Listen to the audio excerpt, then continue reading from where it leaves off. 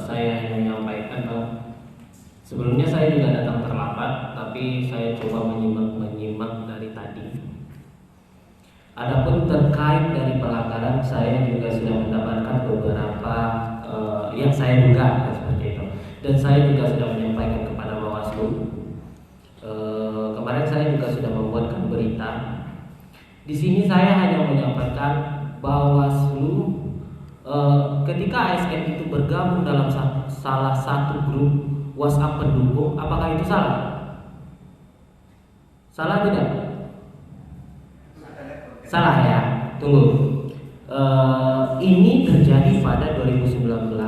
Ini dibuat oleh Ketua OKP, dan kemarin baru saja saya klarifikasi kepada kepala dinasnya. Semenjak saya tahu tuh grup itu sudah bubar.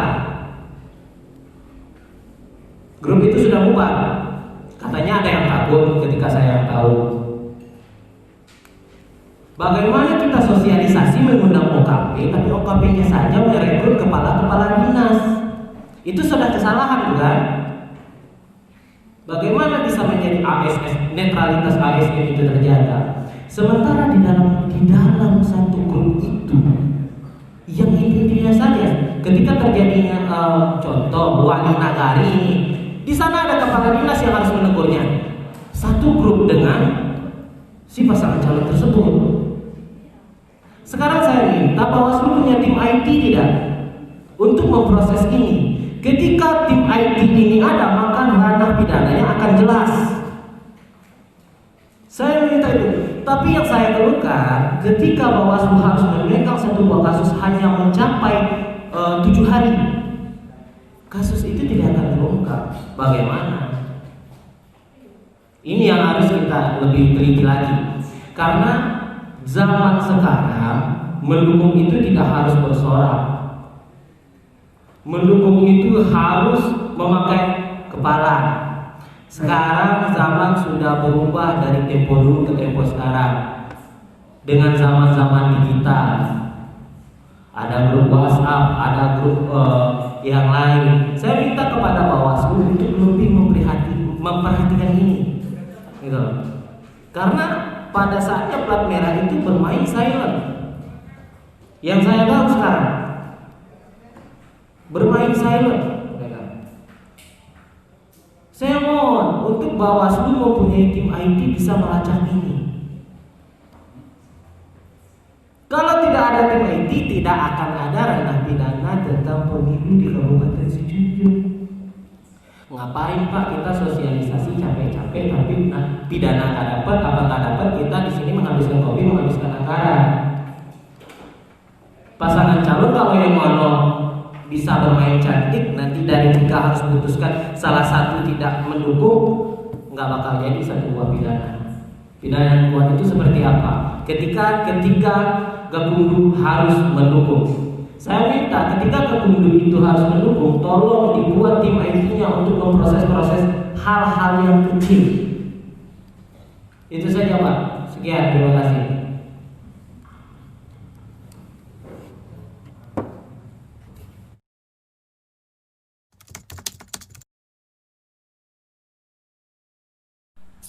Ketidaknetralan ASN kita di Kabupaten Sijunjung, khususnya di Pilkada 2020 ini, karena memang kita sudah mendapatkan isu-isu lah ya terhadap gerakan-gerakan ASN kita ini yang secara masif di bawah, mulai dari tingkat kecamatan sampai ke tingkat kabupaten. Kita sudah dapatkan informasi itu. Nah itu kenapa jadi memang betul apa yang dilaporkan oleh Bawaslu RI itu, karena kan sebenarnya IKP itu kan ramalan terhadap potensi pelanggaran yang mungkin akan terjadi di Pilkada 2020 di Sijunjung. Salah satunya itu adalah isu sentral, itu adalah netralitas ASN. Nah, jadi memang isu-isu ketidaknetralitasan ASN ini memang sudah sampai ke jajaran Bawaslu. Itu kenapa sampai hari ini itu sudah ada 6 yang kita lakukan kajian. 3 ini sudah putusan Pak Din ya. 3 atau 2 orang sudah diputuskan. ASN kita ini 3. Dari 6 itu 3 sudah mendapatkan keputusan dari Komisi Disiplin ASN. Nah, batasan-batasan dari ASN jangankan tergabung ke dalam grup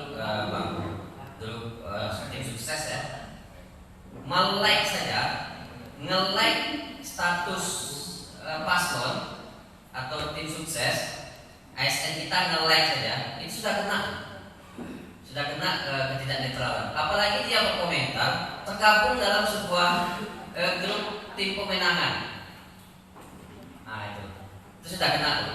Nah kita memang ada keterbatasan untuk masuk ke dalam ruang-ruang grup-grup WA itu ya Bang, kecuali ada laporan dari masyarakat. Kalau untuk masuk ke dalam grup-grup WA ASN itu, memang kita sampai saat ini memang masih kita ada keterbatasan untuk masuk ke dalam grup itu. Nah cuman tadi kita sudah dapat bocoran Pak Yeni ya. Kita sudah dapat bocoran ada grup ASN yang di dalamnya itu mengkampanyekan salah satu pasangan calon. Nah kita akan proses itu nanti Pak. Kita akan proses itu apakah nanti terpenuhi unsur pelanggarannya. Karena kalau untuk dari sisi pidana ini memang agak sulit nih.